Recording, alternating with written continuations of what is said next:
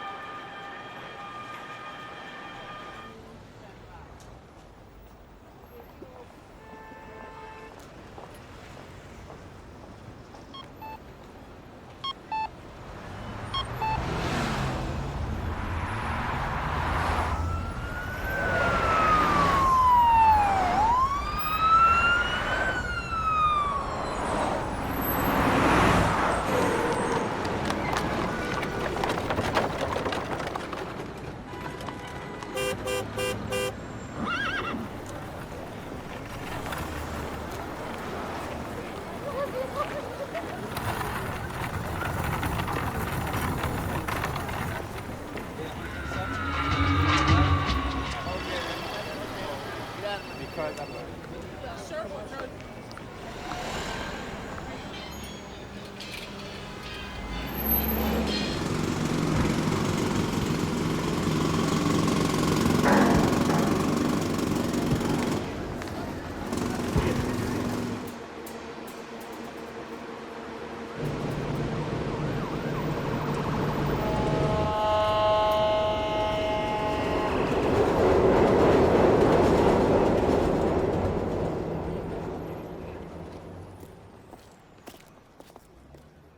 I want to be open to absolutely everything that comes my way.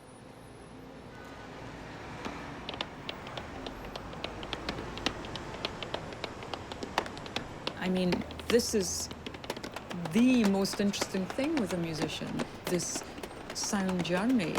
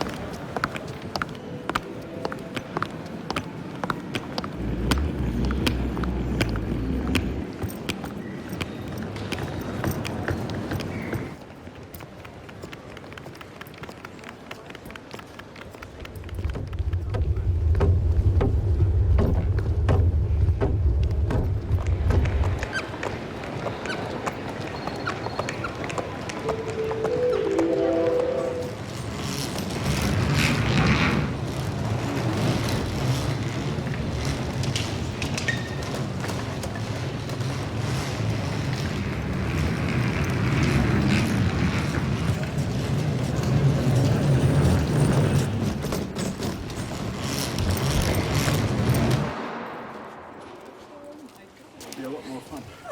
You might need to swipe it out first. That's done. We don't need any instrument. Shall we just use the voice?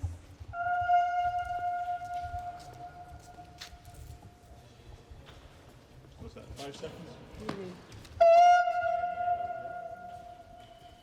Because we could work up and down and Absolutely. across, couldn't we? Well, but you know, the tiniest sounds could be made. Absolutely.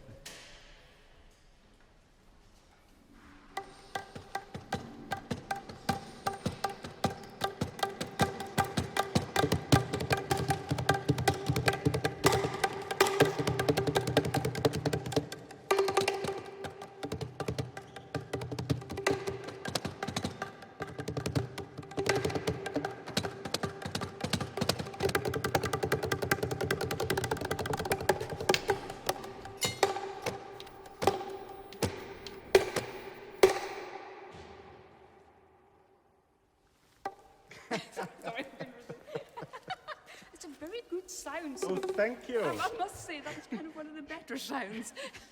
Yeah, they've often said that about my back. There's lots of surfaces.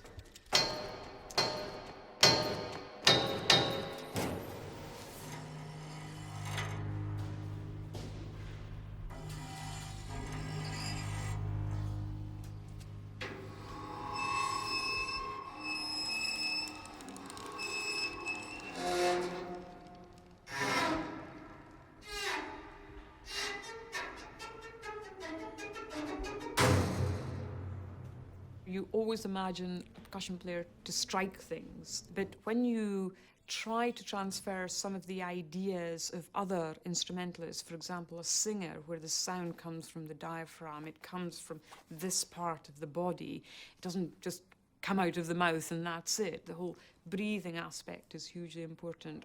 You know, it's trying to just find the sound way, way, way down in the surface.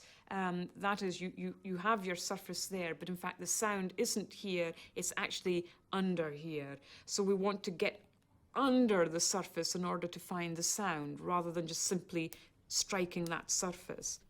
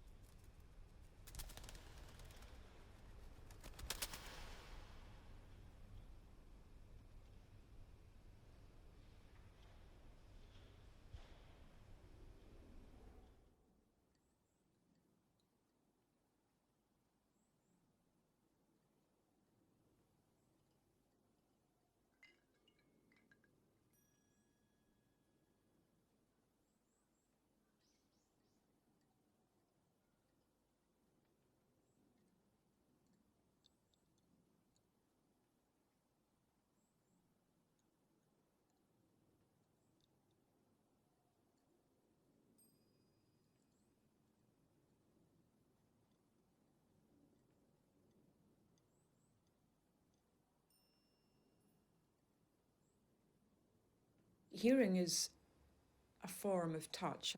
It's something that's so hard to describe because in a way,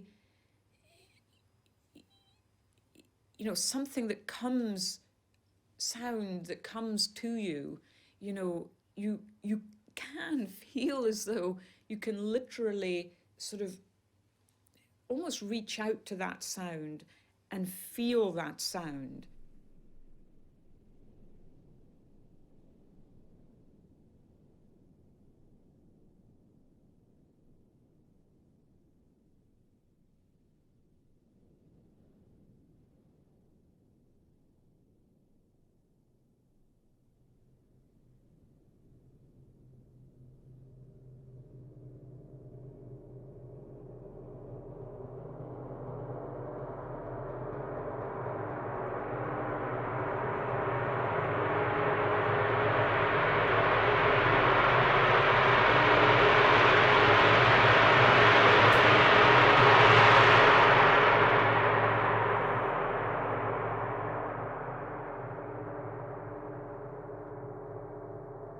You feel it through your body, and sometimes it almost hits your face.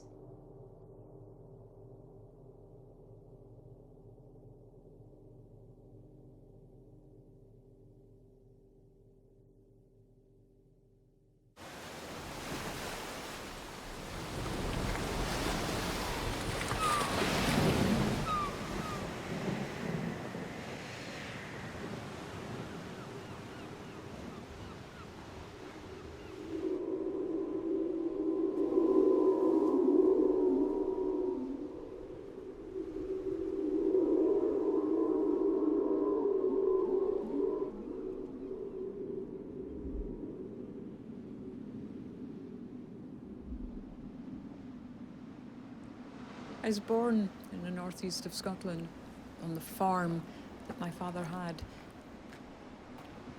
When I was at primary school, there was the realization that I was just becoming a little bit slow in reacting to conversations and also missing things out in homework and things like that. But of course, when you're 8 years old, you don't think you're becoming deaf or anything like that. You just think, oh, something's not quite right, and you adapt accordingly.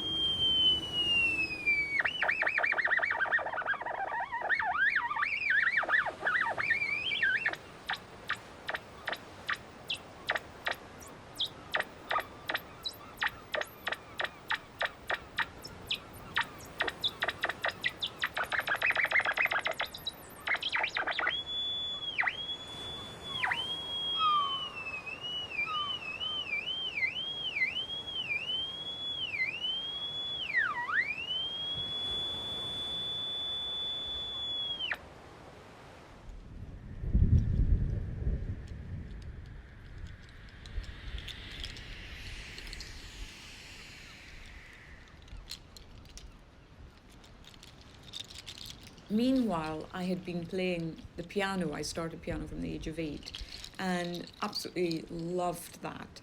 But as the years rolled by, and by the time I reached the age of 11, you know, I was dependent on hearing aids. And when I was about to go to secondary school, the audiologist said, right, you know, she is deaf, she's, you know, she needs these hearing aids, and she's not going to be able to play music, she's not going to be able to do this or to do that, and she's going to have to go to a school for the deaf. So it was just so strange that, you know, 30 minutes before walking through the door, I could do whatever I wanted to do, but then 30 minutes later, apparently, the medical profession tells you that you can't do something. And of course, my parents were extremely concerned. And my father just said, look, you know, there is absolutely no difference in how, you know, in what she does, what she wants to do. Hearing or not, she will do what she wants to do. I did carry on at a mainstream school. So introduction, remember, is the title, I mean, I had great friends and very good teachers too, you know. They wore a little microphone and then I would receive their sound through my hearing aids.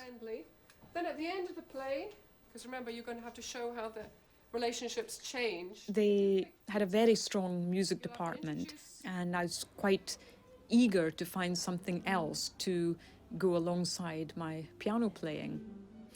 I thought, well, percussion kind of looks interesting. Maybe I'll try that. Okay, you go on this side. You go on this side because you're right-handed. So just very gently, nothing has to be loud at all, but just the process of coming against the drum and moving away. So it's just like hauling the sound out of the drum. Just try it. Yeah, just give it a go. There we go. And just feel the body come against the drum and move out. It's like sort of body movement and sound at the same time.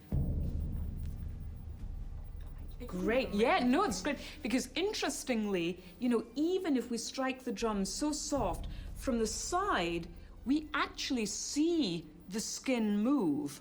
You try. This time, if we put our hand on the actual shell and take note of what you're feeling through the hand, through the arm, and we strike the drum. You try.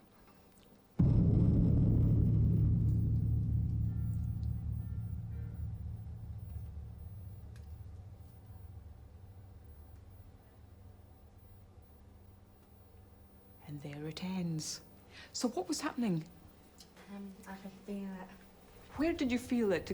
Can you be more exact? Going up my arm. Eventually, I discovered that by taking the hearing aids off, that in fact I'd actually hear less through the ear, but hear more through the body. And so therefore my teacher, percussion teacher, whom I met when I was 12 years old, he began to basically suggest, I mean, he was learning as much as I was, suggest that, you know, I place my hand on the wall of the room which he taught in, and he would play, for example, two very old hand-tuned timpani or kettle drums, and he would tune them to big intervals apart.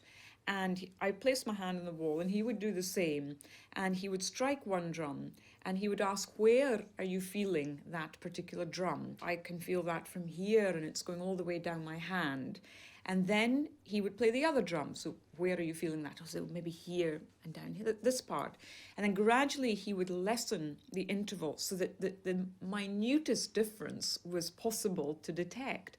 But it was the beginning of really using the body as some kind of resonating chamber. Was there the same feeling when you... Not really. Now, why is this, do you think? When I hit that one in my hand on there, I could feel it covering my whole hand. Right. But this one, I can just feel it under the carpet. Only a wee bit, yeah. We can feel this for an audience member, for a listener. I strike it, they may hear it, and then they may no longer hear it. For us, however, we've got our hand on the drum, we strike it, we can see, we can feel, we've had the process of striking it. Meanwhile, we're hearing this sound because we're feeling this sound far longer than an audience member. Do you see what I mean? So, in fact, we're hearing more. I will sit there because I will play. Sometimes I put my tummy against the edge of the drum just to feel a little more connected with the sound. So, as I say, you can just do whatever you want to do. So if you take your hearing aids off, and then also, if you want to then put them back in and just to... No, I feel it. You'll feel it? No problem. Okay.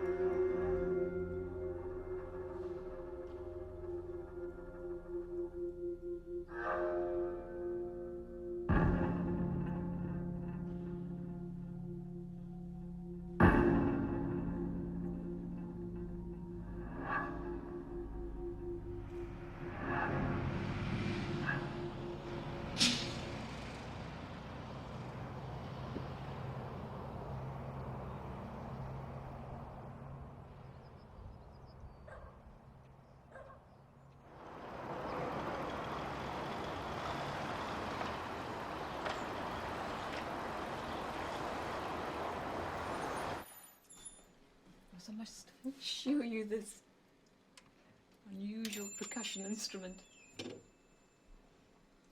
Oh, hold on.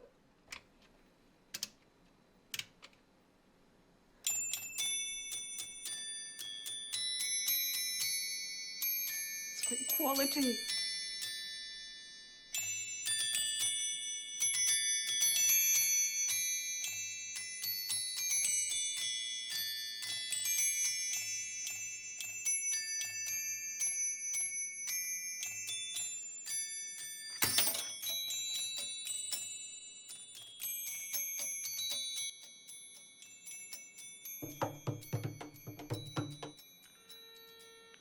Is Evelyn on the phone now?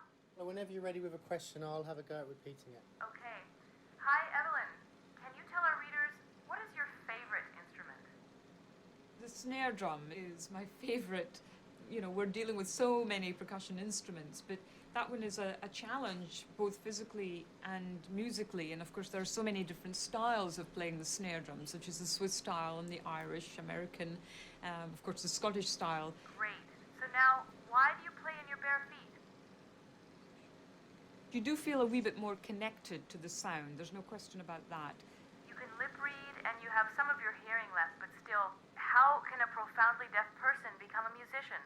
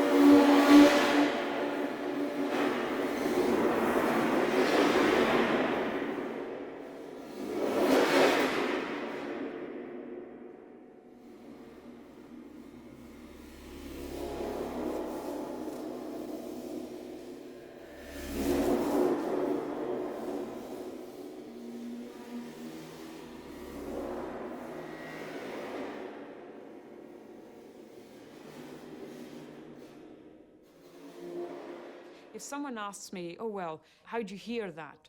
Then I simply say, I really don't know, but I just basically hear that through my body, through opening myself up. How do you hear that? Oh, well, I hear it through the ears. You know, well, what do you mean through the ears? What are you actually hearing? So when you try to bounce the question back to a so-called hearing person, then they simply do not know how to answer these questions. So therefore, why should I be put in that position? That is just slightly upsetting.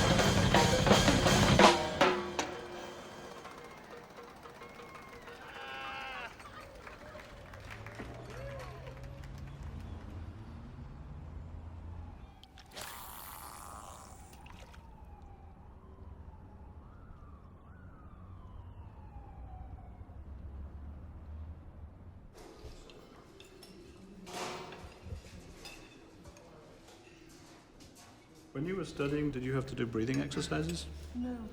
I think the way that you breathe is just a really fundamental part of who we are, and that's an essential sound element also.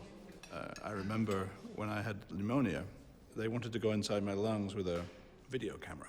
So they took me into a room, and I was supposed to breathe in the anesthetic so that all the windpipe and the lungs would be anesthetized. And I was in the middle of writing a string quartet at the time, and I was having trouble with it. And I was breathing in through this mask, and I was totally excited because I understood exactly how to begin the quartet. So instead of being ready for this bronchioscopy, I said, bring me some paper and a pencil. And I started writing the string quartet with one hand while breathing in with the other hand. And then all these men in green coats came in and shoved something down my throat into my lungs and started looking at the video screen. And I was thinking, I wish they'd go away so I could get on with this. But it was all about rhythm. It was all about that kind of breathing, that deep breathing thing that is just a really fundamental part of who we are.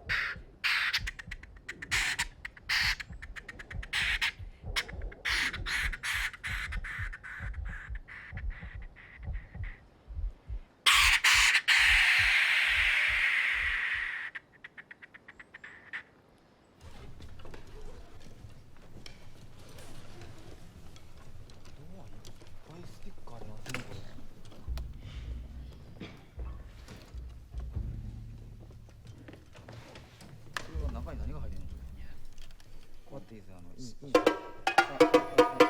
just a very thin sound. そんなことするんだ。 So quiet.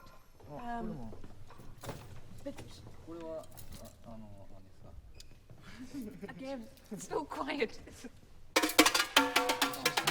ですね。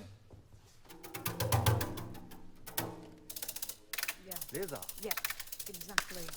Just like a shoe, you know. こういう時に。 See my. Yeah. あれも何洗濯叩きも。これもあれだ。同じやつ。これがジャ So パニーズスタイル。 you're the kind of heavy. あ、オッケー。あ、you play? Well, I don't know. We'll see. Okay.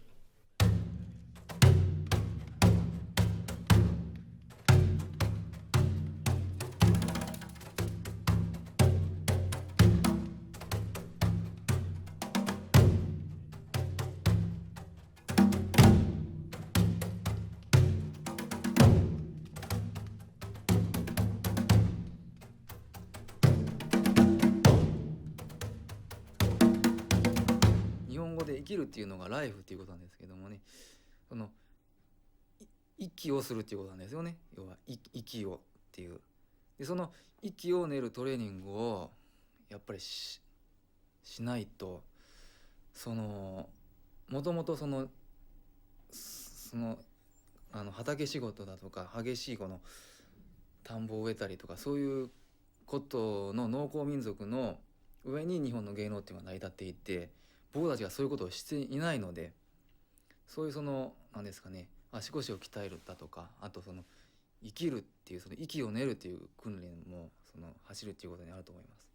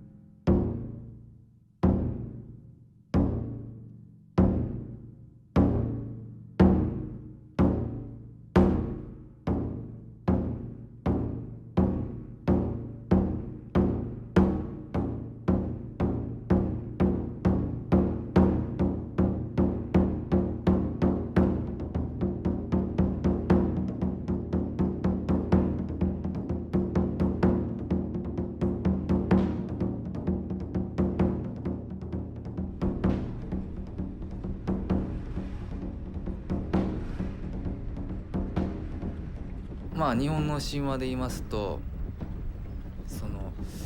天照大神の神っていうのがこう隠れて、それが太陽の神様なので日が照らなくなっちゃうわけですね。でそれが天の岩戸っていうところに隠れた時に、まあその天照大神の神を出てきてもらうためにこう裸になって踊ったり太鼓を叩いたりっていうところから日本の芸能が始まってるっていう説もありますね。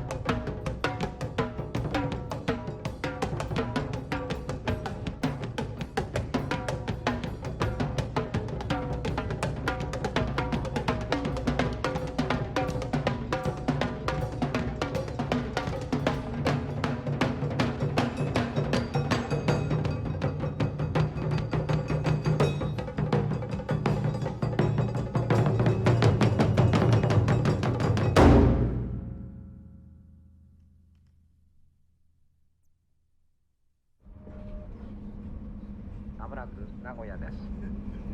14番線に到着、お出口は右側です。中央線、関西線と名鉄線、近鉄線はお乗り換えです。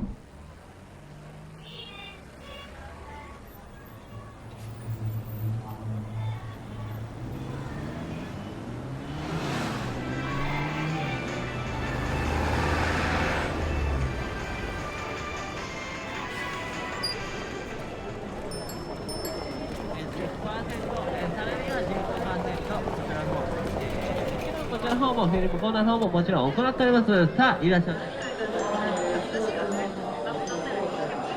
ADSL、ヤフー BB の ADSL に入りますと、話題の IP 電話 BB フォン。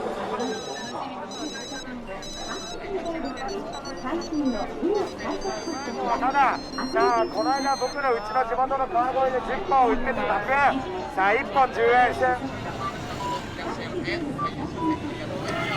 ゲートが閉じます。ご注意ください。ゲートが閉じます。ご注意ください。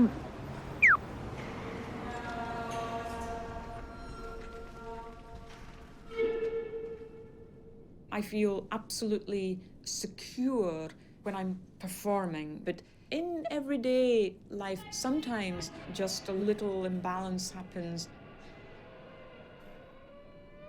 I think it's what's coming through the ear that actually affects me. This kind of cacophony that sometimes comes all of a sudden, or sometimes it's just sort of buzzing around there.5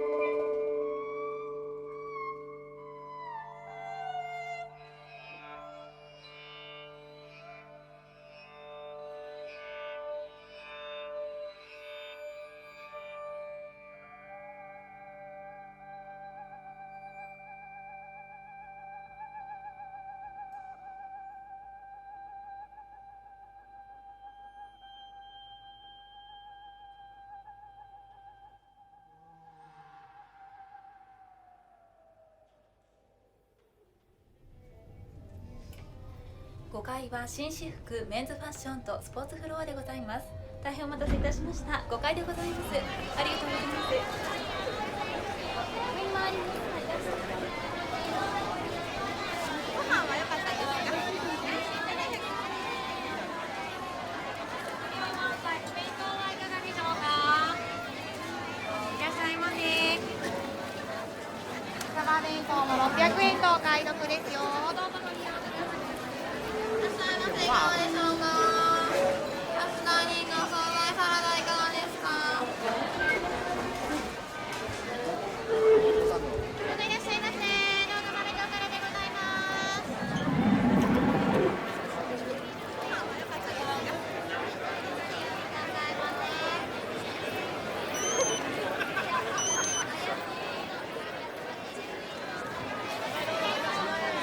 ざいます。どうぞいらっしゃい、どうぞいらっしゃい。はい、いらっしゃいね、ご利用ください。どうぞいらっしゃいね、毎度毎度。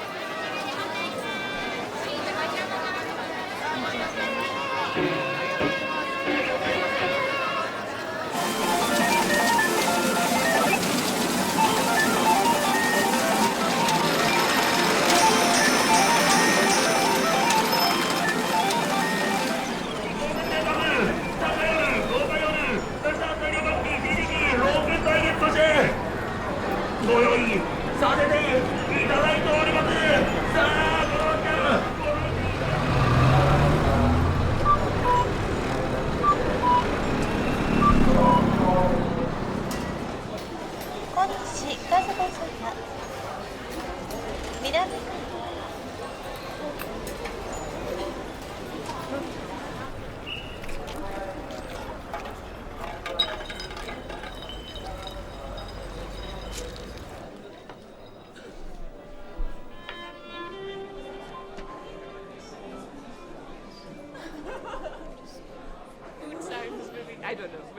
Maybe it's a silly idea. Chopsticks so that we can... chopsticks. Okay. How many pairs does he have? One, two. Okay. Okay. You use this one.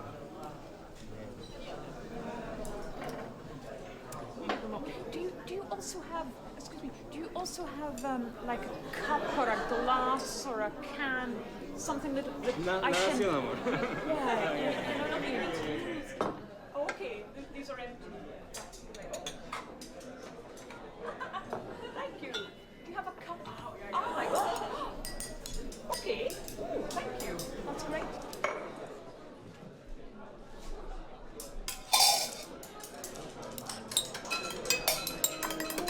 I spent 3 years at the Royal Academy of Music to do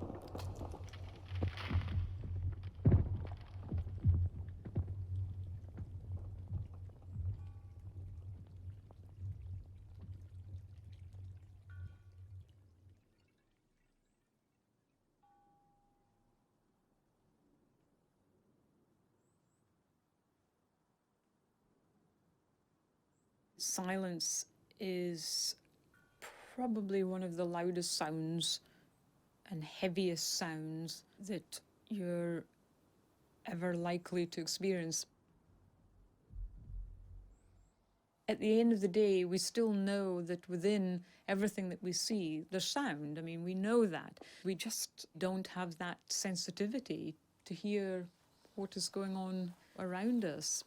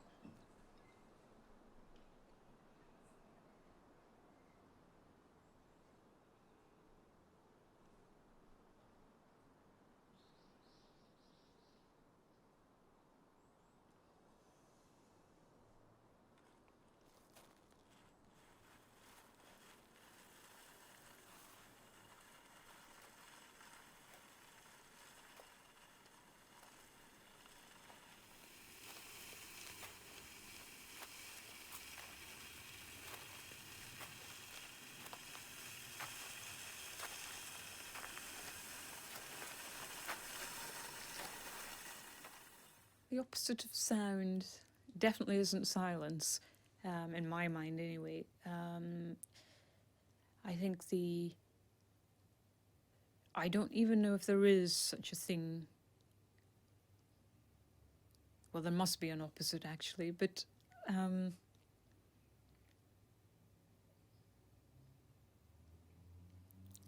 what that is, I don't know.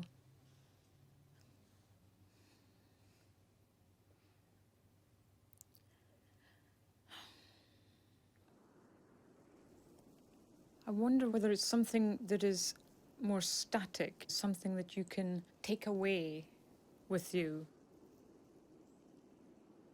It's the closest thing I can imagine to death.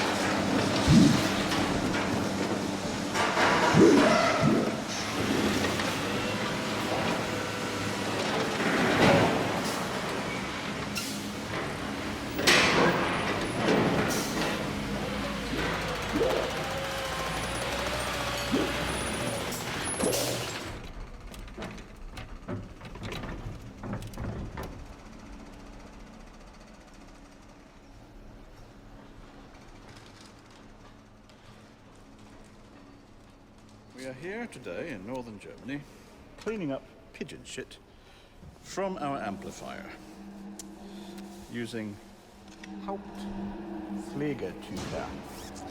Notice the smooth flowing movement away from the body.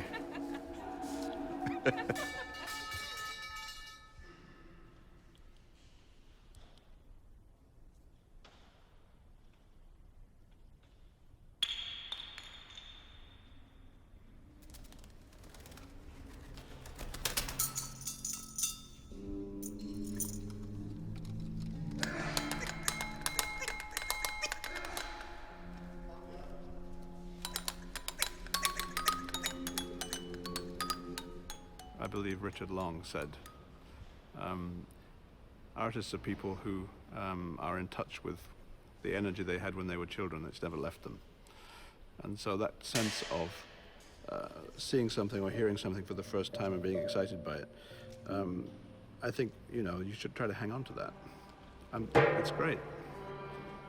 In the end, it's about listening, period.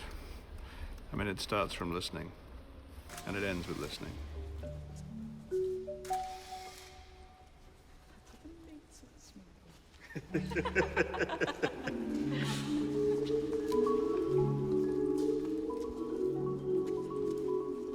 Your early life is full of sound, and that sound is always redolent of a certain part of yourself that you don't lose if you hang on to the sound.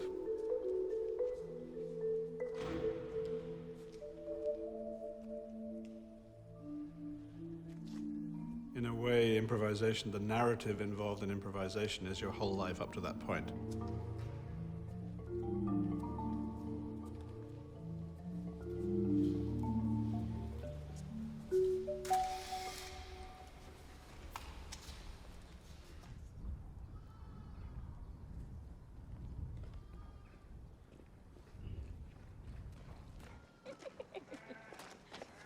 Oh, just to hide your grey hair. Hello. Oh, a new dog. That shows you the last time since she was here. Exactly, it's yours. Does it have a name or number? Hey. Okay. Yeah, okay. A lot of new houses coming up for Ellen. Oh, no. There's an awful lot.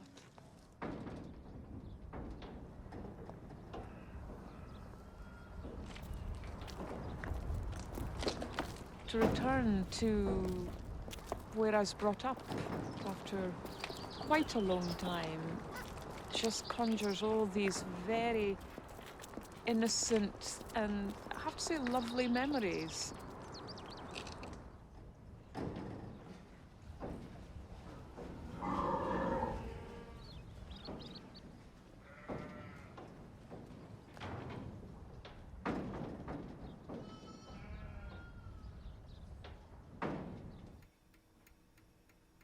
She was. You look so innocent looking Oh, there. I do, don't I?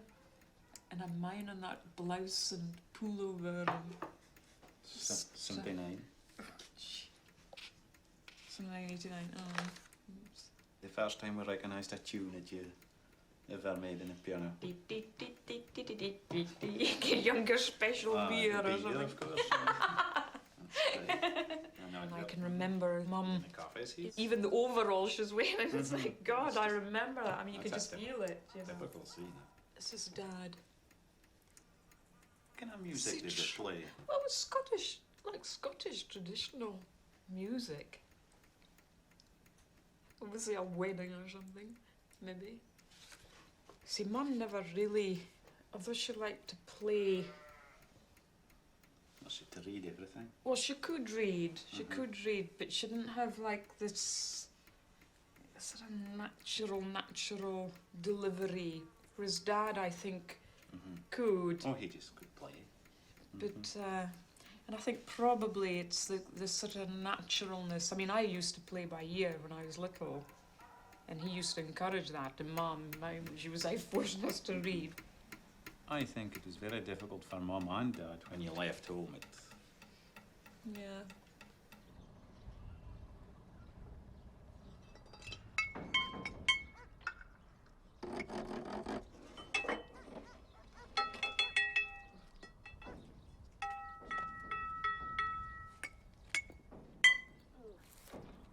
Both Evelyn and Dad must have felt the same in music because they could pick it up the same way. I think there must have been a bond there between them and how they could relate to music. It was just nature to them.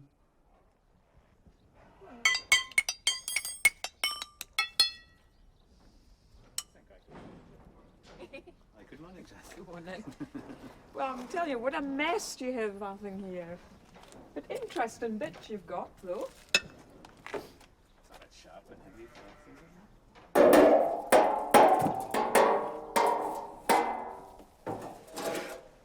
Is it on it? It's half a sharp.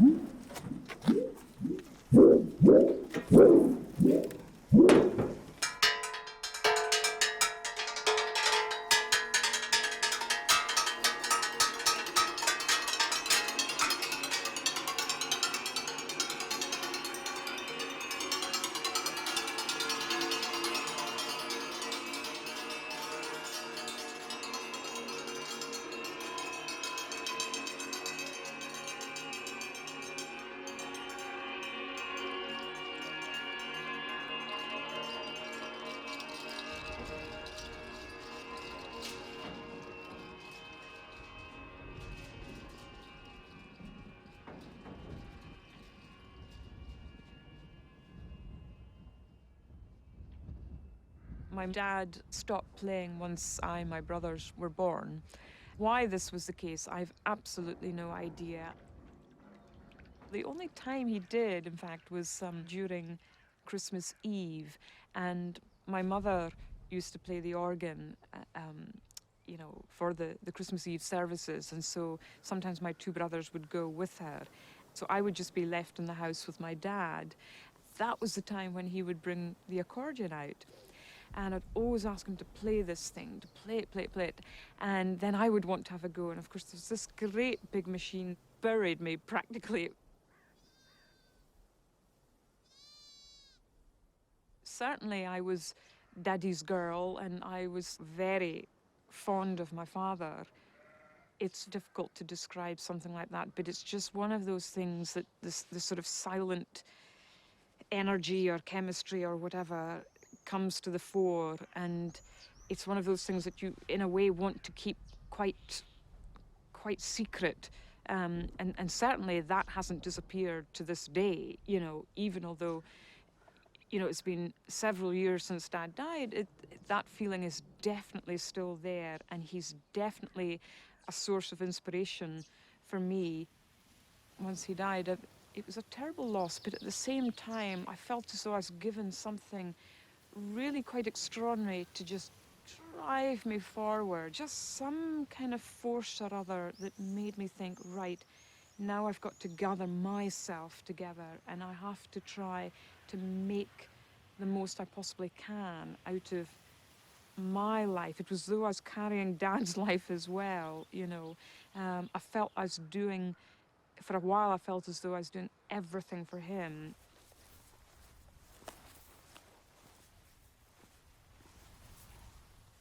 To leave home, I felt I needed certain things, you know, homemade jam or something like that.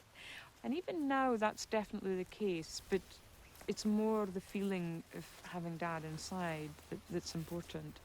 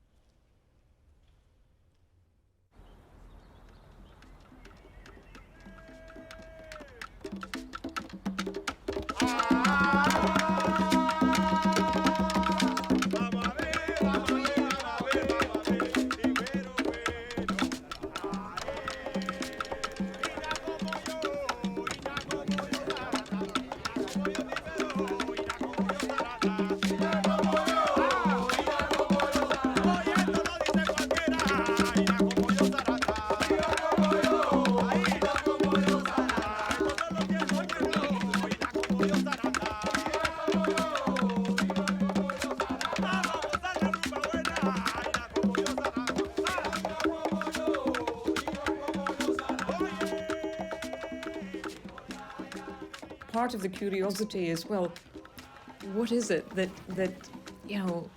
makes you really be you? What is it that you just love? And my role on this planet is to bring the power of sound.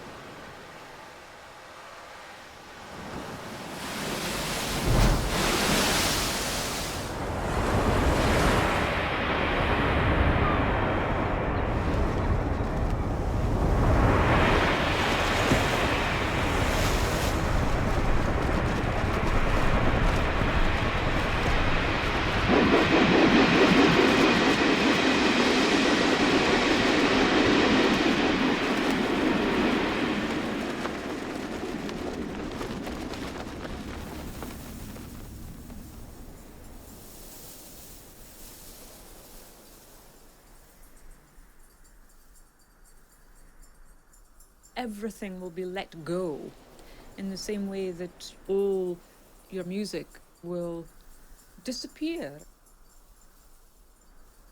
But yet no sound is lost. They live on, but what happens to them, I actually don't know. It's the equivalent of a life.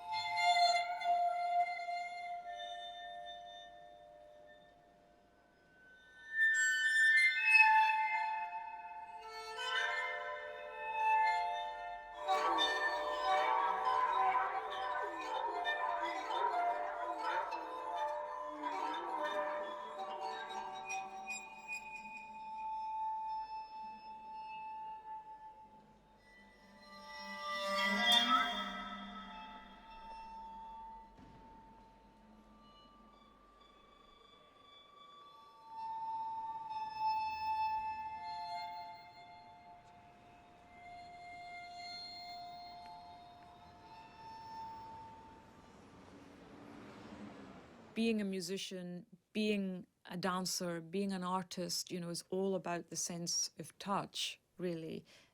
The form of communication is about touch. And I don't literally mean that kind of thing. I mean touch is just something that, a little bit like hearing, it's just so vast. You know, we need all our senses for the others to function. We just do.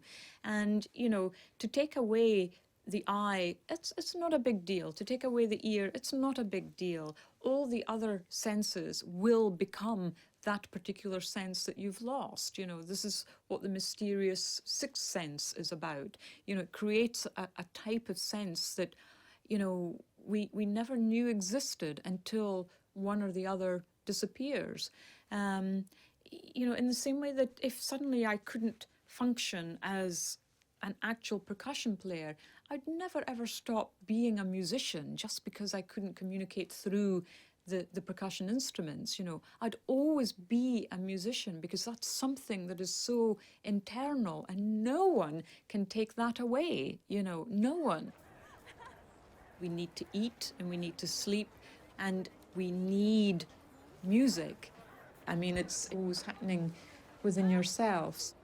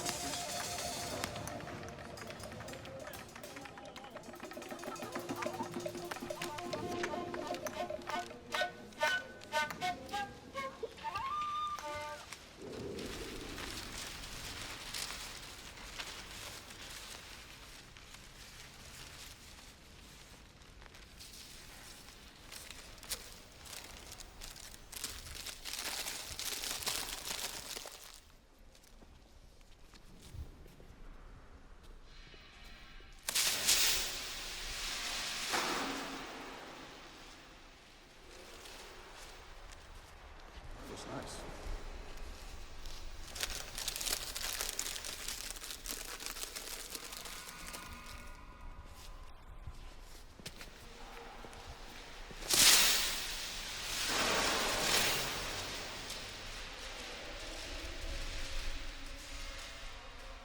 I believe that we all have our own individual sound. We're, you know, configured uniquely. We have a different weight, we have a different stance, physical stance, we have a different means of attack, we approach the instruments differently, but more importantly, we hear the sound within ourselves differently. You know, if you think of a piece of music, we have all the different notes there, different rhythms, dynamics, and so on, all, you know, within that one piece of music. And it's like, you know, the world. I mean, here we are. We've got all these human beings, you know, of all different sorts, all different dynamics, different ages, different accents, one thing or another. You know, it's just imagine them on a page, you know, of music. Imagine them, human beings, being the dots on the page.